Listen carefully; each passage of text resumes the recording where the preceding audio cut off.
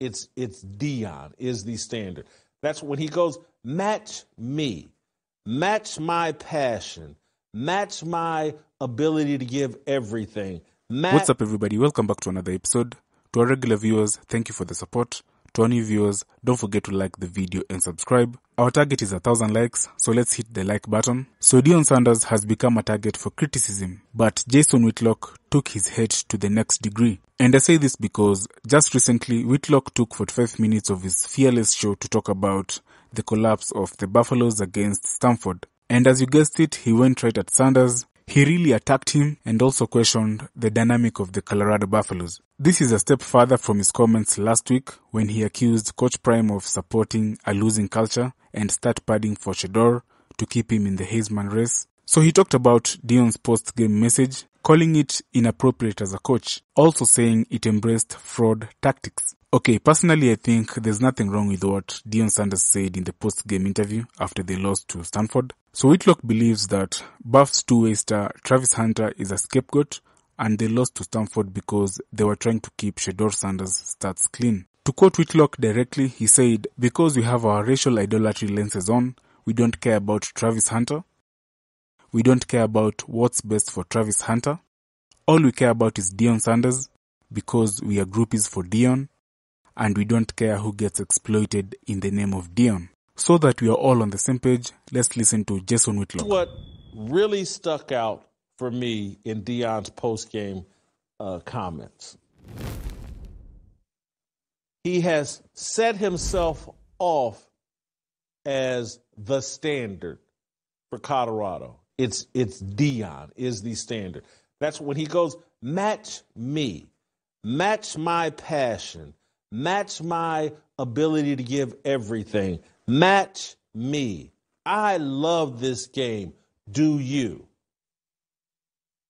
You don't lose a game after being up 29-0 and go into your locker room as the head coach and say, you guys need to match what I'm doing. Leadership is a coach going in there and saying, here's what we did wrong, and we all need to be held accountable, and we all need to go home and look in the mirror and ask ourselves, what can we do to make this team better? Guys, that's what I'm going to do. I'm going to go home tonight, and I'm going to sit down with myself and ask myself some very difficult questions about what it is that I did that allowed this to happen. And fellas, I want you all to go home and ask yourself, because we don't ever want to feel this pain again. We don't ever want to feel like we did something that allowed this to happen. Deion's message is what he just said. He said it to his team. He certainly said it to the media, is I did nothing. And if you guys would just match what I'm doing, this wouldn't have happened. Deion's overall message is clear.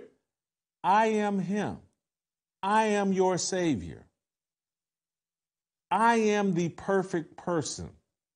I am the gold standard that you should be trying to mirror.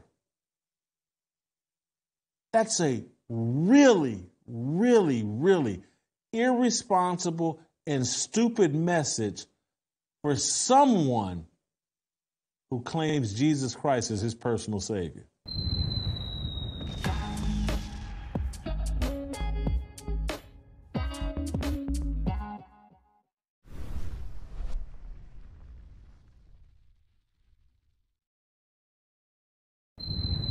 The other thing that Deion is clearly, obviously doing, and I've already mentioned it, but I just want to go into a little bit more detail and zero in on one specific person. But this whole thing is built around Shedeur, his son. This is a peewee football coach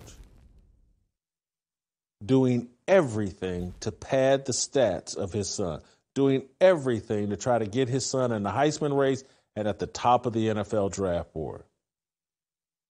And there's no one Deion is unwilling to exploit to make that happen, starting with Travis Hunter. Are you watching what's going on with Travis Hunter?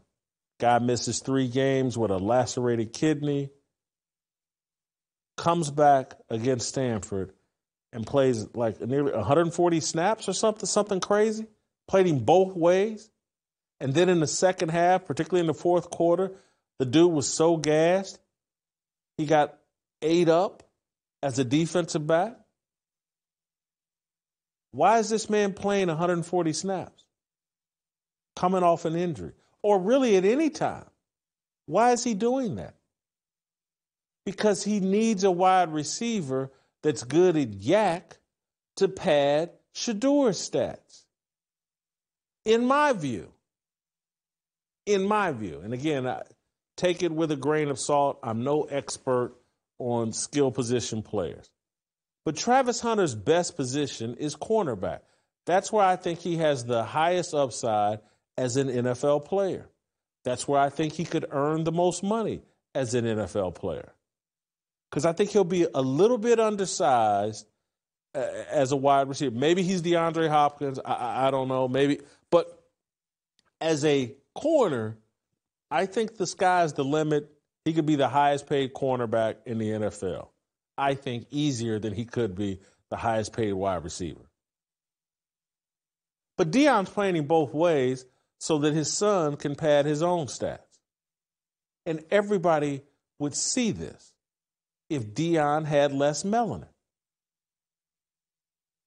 Everybody would be able to see this. If Deion was a white coach and there was some black player that he was playing 140 snaps, playing both ways, particularly coming off an injury, and then you watch that kid get ate up in pass coverage in the fourth quarter, and you're sitting there going, well, hold on, man. His best position is corner, but they're playing him both ways, and yeah, I know he got 140 receiving yards. Well, why is he playing so many snaps? Blah, blah, blah.